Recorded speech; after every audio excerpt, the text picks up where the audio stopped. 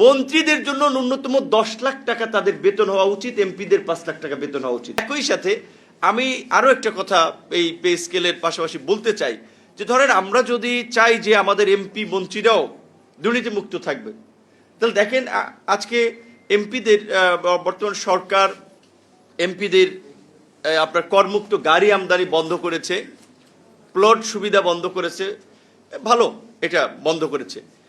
কিন্তু কিছু ক্ষেত্রে আবার এর একটা যৌক্তিকতা হচ্ছে এরকম যে ধরেন একজন এমপি, এই যে আমরা দেখি মাঝে মাঝে সাধারণ মানুষ এমপি হয়ে যায় জনগণের ভালোবাসায়, জনসমর্থনে। কেউ যদি মানুষের মন জয় করতে পারে, এখনকার যে নির্বাচনের সিস্টেম, আগের মতো তো সিস্টেম নাই যে রাতে আপনার ডিসিরা ভোট করে দেবে, ইউনোরা ভোট করে দেবে, কিংবা আপনি কেন্দ্র দখল করে ভোট পিটিয়ে আপনি নেতা হয়ে যাবেন। এখন তো সেই সিস্টেম নাই, একটা ফেয়ার ইলেকশন হচ্ছে। তো যাদের জনসম্পৃক্ততা আছে, জনগণের কাছাকাছি যারা থাকে, তারা ভোটে দাঁড়ালে অনেকে হয়ে যাচ্ছে। এইবার কয়েকজন আমার মতো তরুণ আমাদের কয়েকজন এমপি হয়েছে। এখন আমার ওই রুট লেভেলের কনস্টিটিউয়েন্সিতে যাওয়ার জন্য আমার একটা ভালো বাহন দরকার, কারণ রাস্তাঘাটের যে অবস্থা। তো সেই ক্ষেত্রে ভালো একটা গাড়ি যদি বাজার কিনতে যাই, সেই সক্ষমতা তো আমার নাই। তাহলে এখন আমার তো লাইফও ঝুঁকিতে। আমি যদি একটা ছোট গাড়ি নিয়ে যাই, ওই যে ট্রাকের ড্রাইভাররা বা বাসের ড্রাইভাররা যেটা বলে প্লাস্টিক, বায়ে প্লাস্টিক ডানে প্লাস্টিক, তো কোনোভাবে মাইরে দিল তো আমি নিজে শেষ, এমপি শেষ। তো এটা আমার কথা বললাম এই কারণে, আমি তো মন্ত্রী হিসেবে যাই হোক তারপরে একটা গাড়ি পাচ্ছি, কিন্তু আমি বলছি এটা এমপিদেরকেও তাহলে সরকারের 5 বছরে একটা গাড়ি প্রোভাইড করতে হবে। যতদিন সে এমপি থাকবে ততদিন সেই গাড়ি ব্যবহার করবে, সরকারি আপনার সচিবদের মতো, অন্যান্য অফিসারদের মতো। এমপি নাই, সে গাড়ি জমা দিয়ে যাবে পরিবহন পুলে, কিন্তু একটা গাড়ি থাকা দরকার।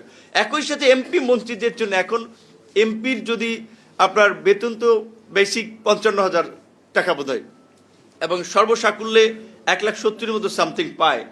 মন্ত্রীর 1,05,000 টাকা, প্রতিমন্ত্রী 92,000 টাকা। প্রকৃত অর্থে এখন ধরেন মানুষের ডিমান্ড কি, যে সে তো মন্ত্রী বা প্রতিমন্ত্রী, এলাকায় গেলে অমুকের এই চিকিৎসার জন্য সহায়তা প্রয়োজন, অমুকের বিয়েতে আপনার মেয়ে বিয়ে দেবে, সেখানে একটু সহযোগিতা প্রয়োজন, যুব সমাজ তরুণ সমাজ আসে, তারা একটা খেলা সারছে, তাদের একটা পুরস্কার মোটরসাইকেল এমপি সাহেব দেন।